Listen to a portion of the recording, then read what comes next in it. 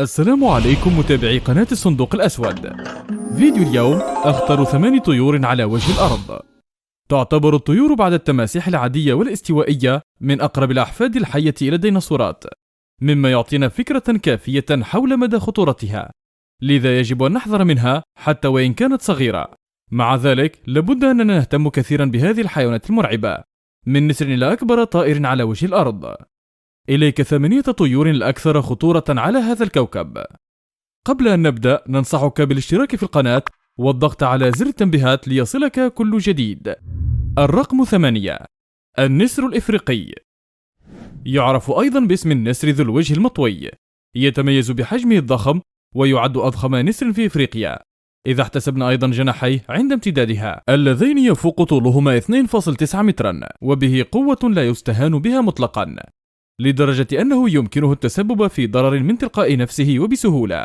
تتميز النسور في مملكة الحيوان بكونها كسولة، أنانية، وتقتات على الجيفة، لكن هذا لا يشمل جميع الأصناف، فطريقته في الاصطياد تكون بالمباغتة والانقضاض على هدفه، ومن ثم تمزيق فريسته بمنقاره، وهذه الطريقة تدل على أن هناك الكثير ليفعله كنسر.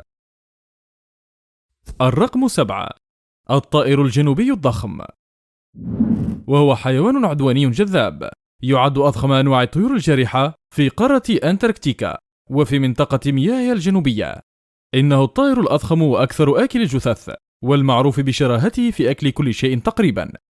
وفي الواقع لقد سجل هذا الطائر الجنوبي الضخم رقما قياسيا في أكل البطريق، عجل البحر، القطرس، عشب البحر، وحتى أحشاء الخروف. ومعروف عنه أنه صياد للسمك والحبار التي تتواجد مباشرة تحت سطح الماء. الرقم 6: ببغاء الكيا. تعيش ببغاوات الكيا في الغابات ومناطق الألب في ساوث آيلاند بنيوزيلندا، والتي تحب أن تستمتع بحياتها، وهي معروفة بسمعتها التهريجية الطريفة. بينما يوجه الكثير من الطيور انتباههم إلى جذب الفرائس المحتملة أو إلى الدفاع عن نفسها ضد الحيوانات المفترسة الدخيلة، تميل طيور الكيا إلى استغلال فيض وقتها في الاستمتاع والمزاح واللعب مع بني البشر. تعد مسالمة مع البشر نسبيا، لكنها لن تكون كذلك مع الغنم إذا قررت مهاجمتها والتغذي عليها، سواء كانت حية أم ميتة. وبهذا فهي دون شك إحدى أخطر الطيور على وجه الأرض، وفي نفس الوقت من بين أكثرها تسلية وجاذبية.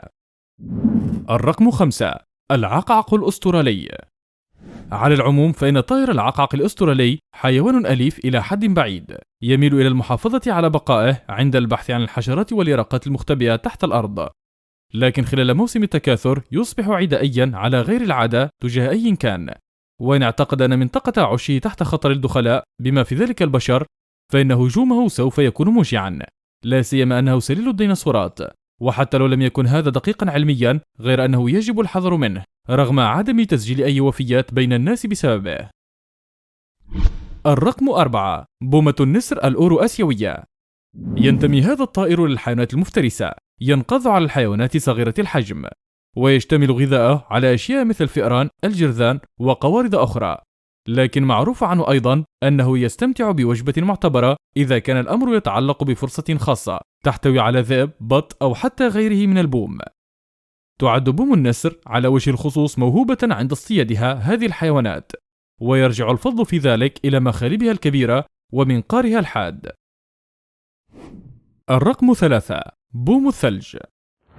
يمكن لهذا النوع من الطيور أن يكون أخطر مما قد نتوقع، فكثير من الناس يقترفون أخطاء جسيمة عن طريق إطعامه، لا لشيء إلا لغرض أخذ صورة معه قصد مشاركتها عبر التواصل الاجتماعي، غير آبهين بأن هذا النوع من السلوك له نتائج وخيمة مع هذا الصنف من الحيوانات. إن البوم الذي يتعود على البشر فيصبح لا يشعر بالخوف تجاههم، يتصرف عندما يقدم له البشر الطعام تصرفا يتمثل في ربطه للحمنا بذلك الطعام، فينتج عن ذلك عواقب وخيمة، خصوصا إذا كان ذلك بجانب الطريق، حيث أنه قد يتسبب في حوادث. الرقم 2: الصقر الأحمر المذيل. قد لا يكون من نفس سمعة النسر، ولكنه يعتبر أكثر الطيور افتراسا في أمريكا الشمالية، ويجدر بنا أن نكون سعداء بعدم مصادفته، لأنه إذا حدث ذلك سوف يقوم بتقطيعنا في ظرف ثانية واحدة. ما يميز هذا الطائر عن بوم الثلج المذكور سالفا هو أنه عادة يسكن الأماكن الشاهقة على السطوح القريبة من مواقع طرق أمريكا الشمالية، وغالبا ما يتفحص الحقول بحثا عن الفريسة المحتملة، وإذا صادف أحد من البشر هذا الطائر فيفترض الصقر حينها أنه يتحرك في إقليمه على شكل فريسة حيوانية في نظره. الرقم 1: النعام. الحديث هذه المرة لن يكون حول أي صنف من النعام، إنما سوف يتركز أكثر حول صنف قاتل ذي سيقان طويلة يتراوح طولها بين 10 و16 قدم، ما قد يعطينا فكرة حول الحجم الكلي لهذا الحيوان. هذه النعامة لا تستطيع الطيران طبعا، وقوة ساقيها تعوض بكثير نقص الطيران، كما أن قدرتها على الجري قد تتجاوز سرعة 43 ميلا في الساعة. أي من هذه الحيوانات تريد مقابلتها في الغابة؟ تفضل بإخبارنا بذلك في التعليقات، ولا تنسى الإعجاب والاشتراك في القناة.